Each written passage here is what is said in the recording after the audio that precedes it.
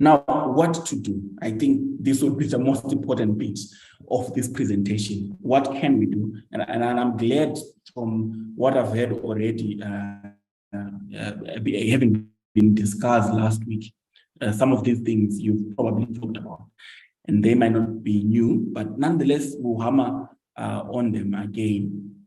It is important to protect adolescents from adversity. I think these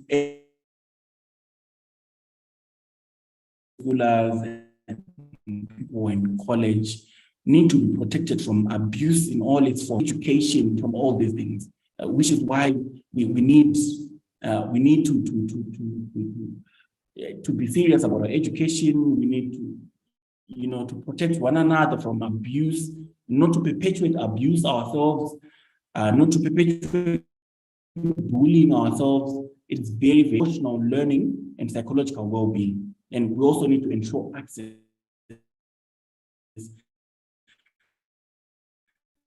to mental health care. And not just access, but health type of access, where it doesn't matter how much you health services. That's how we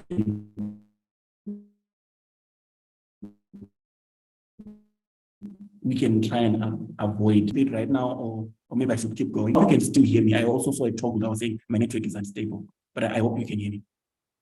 And then what are the tips for good mental health? We need to build relationships. This goes without saying. If you're in a group of individuals that are supporting you, that are good friends, our mental health is in a good state because we have a great support system and we have people that make us happy, that are around us. You need to exercise regularly. I think that we already know exercise frees our minds and so on and so forth. We need to develop gratitude, be happy, be grateful even for the little things. Sometimes, we are going through a lot. The world is going through a lot. There are a lot of problems all around us. But when you count your blessings, name them one by one, usually it means you focus your mind on the good and not on the terrible. And sometimes that means you're more likely to do well. And then you need to identify and use your strength. So don't focus on your weakness, focus on your strength. When you focus on your strength, you continue to feel strong and you continue to do well. Create flow, giving to others, all very good things, and seeking help when needed. When you feel that you cannot go anymore, you can't do it anymore, life is not okay, always find people that you can get help from. I think this is where we have mentors as well. We have our teachers here. We have our religious leaders here. We have family, we have brothers, sisters, friends. Always seek help when needed. Get a good restful sleep every night. We recommend 7 to 8 hours of restful sleep for you to really do a great job of taking care of your mind. Eat healthy, meditate, pray. It's very important. These are the activities of spiritual strengthening, and they are very important. Whatever you do, you really need to pray, you really need to meditate. Connect with others. We've already talked about this, building relationships. And be nice to yourself. Sometimes our mental health is not doing so well because we are hard on ourselves. We demand too much from ourselves, so much that when we fail, we feel it. We feel it so bad because you're demanding too much, Give yourself nice little goals that are achievable. So that whenever you achieve them, you feel good about yourself and you feel good about what you're doing.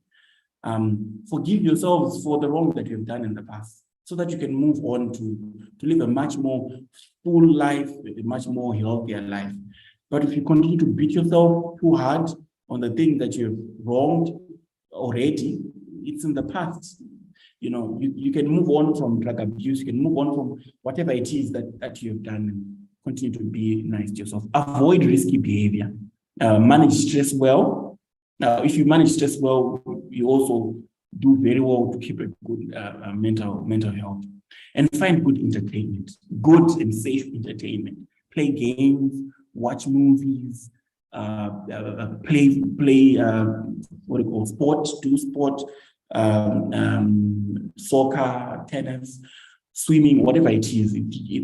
It actually doing sports has its own high, because our brain is also rewarded after a good activity. So find good entertainment and do that.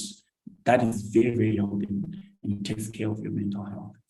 And then what resources are available? I'm sorry, I only focus on Zimbabwe for this. But I think it's important to note that the greatest resource any of us can have is a good support system. So that's the greatest resource. When you have good people around you, it means you're pretty much safe. You pretty much have all the help that you need. A good support system beats anything that we can discuss as a good resource.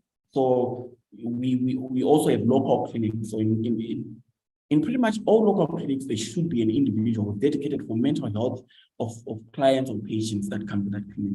So it means if there is a local clinic near you, there is somebody near you who you can talk to and you can get assistance from. Hospitals as well will be on this list. All hospitals in this country have such individuals as well who can talk to you and who can diagnose you if you have a mental health disorder and need treatment, and who can treat you as well. There's something that called Friendship Bench, or it's an organization that is doing a lot of good work in mental health, using sort of peer mental health educators and peer facilitators, something like that, where you can sit with a friend in courts and you can talk about your issues. And it has really been working. There are other organizations. I only know this one by name, but I know there are other organizations that you can look through if you need such a service. Our churches are very, very important, as long as they are word-based.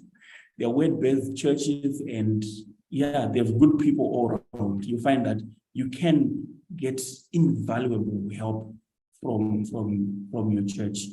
Your pastor, somehow, I know that a lot of our pastors, our priests, religious leaders, somehow they should undergo some training, counseling, or mental health, so that they can assist their church members.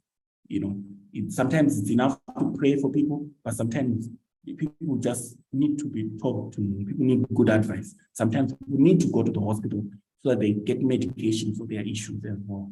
And then we have a myriad of counseling services around the country, which you can find online very, very easy to find if you're looking for counseling services.